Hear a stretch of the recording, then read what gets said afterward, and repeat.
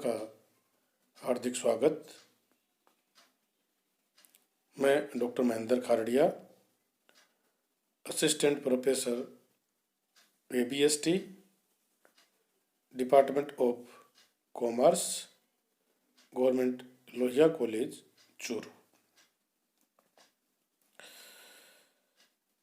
आज का जो हमारा टॉपिक है, उस टॉपिक का नाम है मीनिंग ऑफ मार्केटिंग। आज हम marketing cost analysis and decision making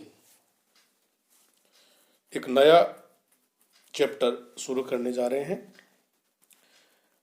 इसमें हम मार्केटिंग कॉस्ट एनालिसिस करें, इससे पहले हमें मार्केटिंग का मीनिंग क्या है ये समझ में आना ज़रूरी है, क्योंकि जब तक हम बेसिस पर काम नहीं करेंगे तब तक हमारा जो डिसीजन मेकिंग है वो सही नहीं होगा।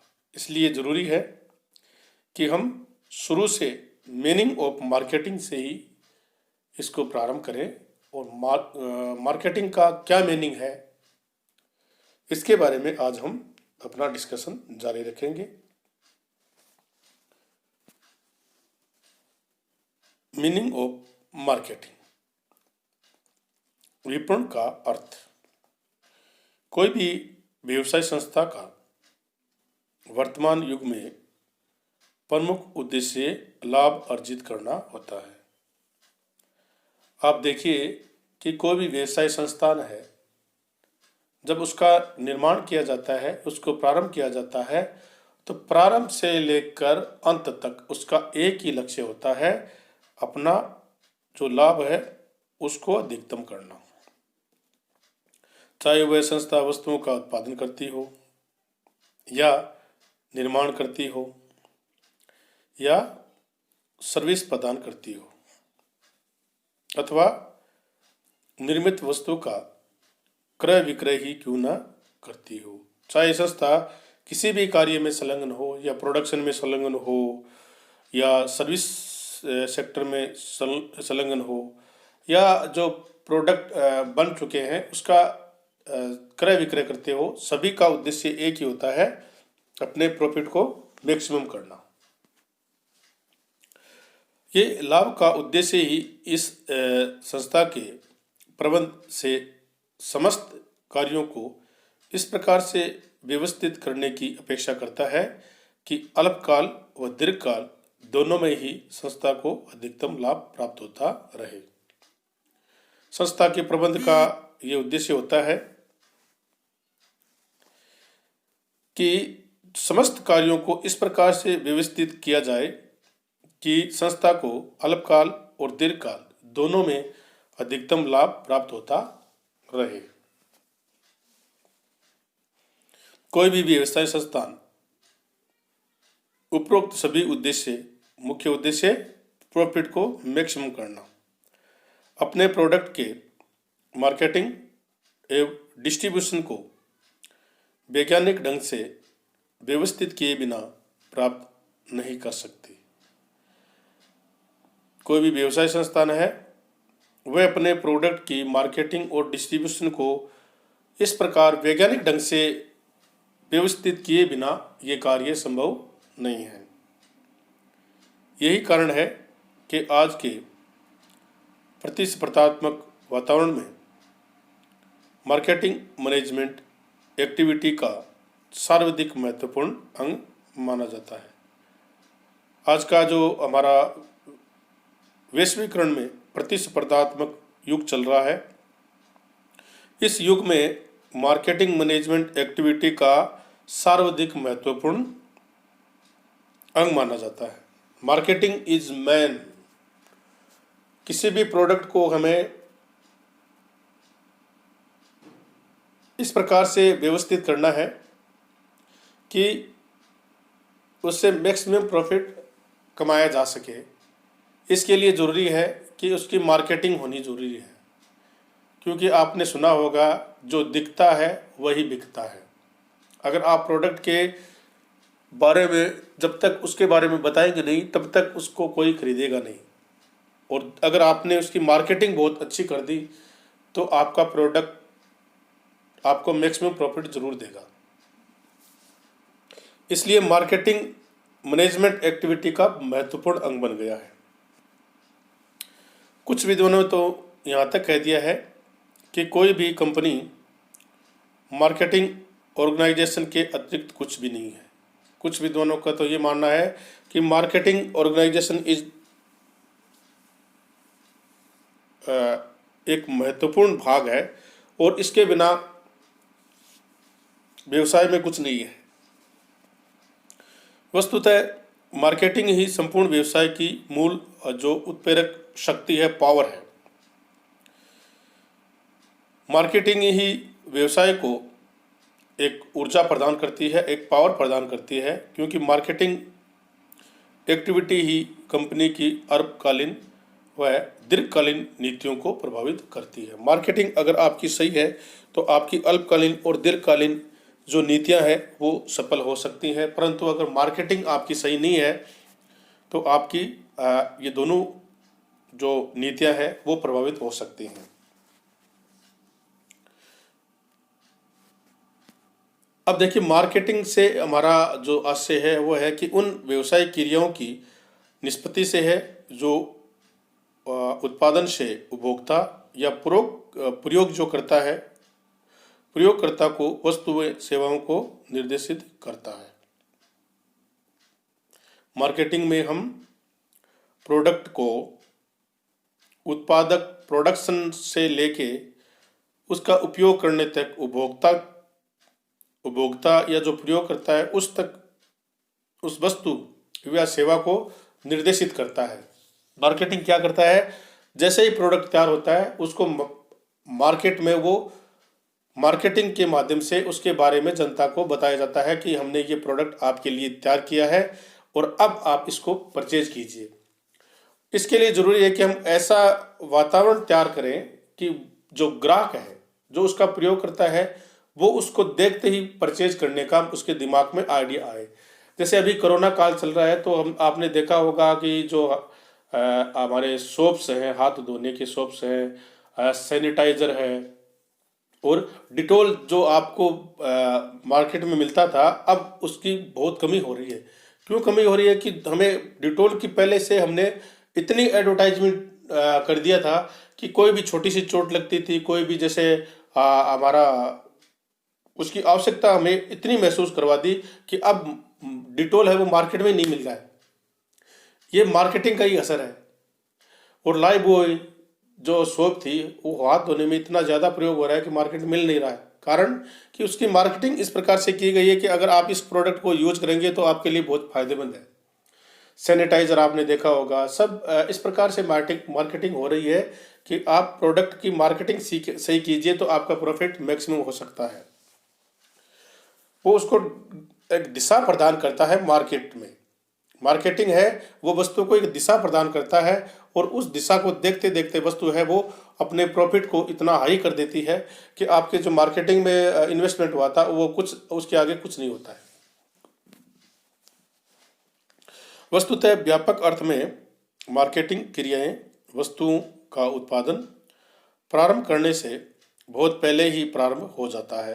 अब व्यापक अर्थ में देखें तो मार्केटिंग जो क्रिया है वो वस्तु का प्रोडक्शन शुरू होने से पहले ही प्रारंभ हो जाता है, क्योंकि उत्पादन बाजार प्रारंभ करने से पूर्व ही उसका बाजार हमारा कितना है, जो हम प्रोडक्ट तैयार कर रहे हैं उसका बाजार कितना है, जो प्रोडक्ट हम बना रहे हैं उसका आकार क्या होगी, उसकी साइज क्या होगी, उसके वो कितने प्रकार के प्रोडक्ट्स हैं हम मैन्युफैक्चर कर रहे हैं और उसका मार्का क्या होगा, उसका ट्रेंड और उसकी पैकिंग किस प्रकार की होगी और मूल्य निर्धारण व उसके विक्रय संवर्धन सेल्स मार्केटिंग के संबंध में उचित निर्णय करना अत्यंत आवश्यक हो जाता है। ये जो आपको बताया था ये सब पहले से ही डिसाइड हो जाता है। प्रोडक्ट के बनने से पहले ये सब बातें डिसाइड हो जाती है कि उसका मार्का क्या होगा, उसका आकार क्या होगा और उसकी पैकिंग किस प्रकार से होगी, उसका मार्केट क्या होगा, ये सब बातें पहले से डिसाइड होता है।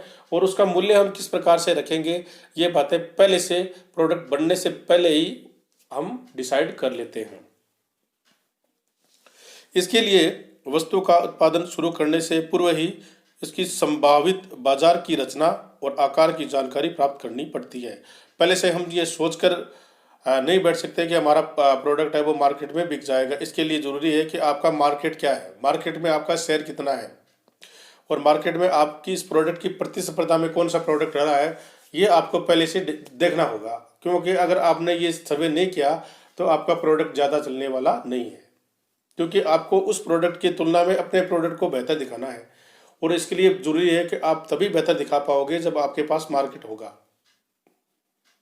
आपने देखा होगा कि जो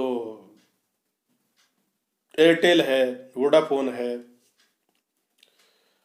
ये जो कंपनियां सर्विस प्रोवाइडर थी टेलीकम्युनिकेशन में, तो इन्होंने जब जियो लॉन्च किया था तो इतनी ज़्यादा रेट्स थी कि उपभोक्ता परेशान हो गया था। और उसके दिमाग में ये चल रहा था कि अगर कोई दूसरा ऑप्शन तुरंत मिल जाए तो हम उसमें चले जाएंगे। तो जियो जिन्होंने शुरू किया था और उनके दिमाग में ये था कि अगर उपभोक्ताओं को इससे जो महंगाई है इससे हम छूट दिला दें, महीना 2 महीने छूट दिला दें, तो उपभोक्ताओं को हम अपनी ओर आकर्षित कर सकते हैं। और उनकी ये नीति बहुत अच्छी कायम रही और उन्होंने देखिए उनका मार्केट पूरा गेन कर लिया है।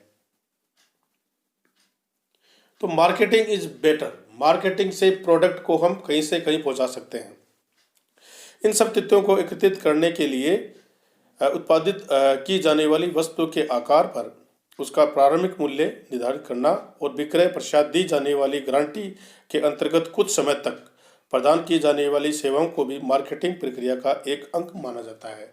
अगर हमने प्रोडक्ट बना दिया तो उसका एक प्रारंभिक मूल्य हम निर्धारित करते हैं और उसके बाद में हम जब प्रोडक्ट को दे देते हैं तो उसमें गारंटी आपको देनी होती है, साथ में गारंटी और वारंटी जिसको आप बोलते हैं, उसमें आपको कितना खर्चा करना होगा उस सब को पहले से कॉस्ट में जोड़ के आपको मार्केट में उस प्रोडक्ट को सेल करना है।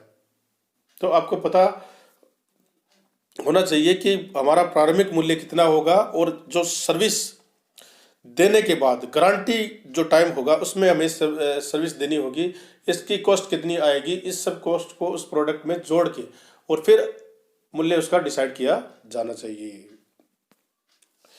इस प्रकार व्यापक अर्थ में मार्केटिंग से आशय एक ऐसी क्रिया से है जिसमें वस्तु और सेवाओं के उत्पादन से पूर्व की क्रियाओं से लेकर विक्रय पश्चात प्रदत्त सेवाओं तक को सम्मिलित किया जाता है। मार्केटिंग में हम व्यापक अर्थ में मार्केटिंग का अर्थ जाने तो मार्केटिंग से आशय एक ऐसे क्षेत्र से है जिसमें वस्तु के और सेवाओं के उत्पादन से पूर्व की क्रियाओं से लेकर और विक्रय पश्चात प्रदान की जाने वाली सेवाओं तक को इसमें शामिल किया जाता है, वो होता है मार्केटिंग।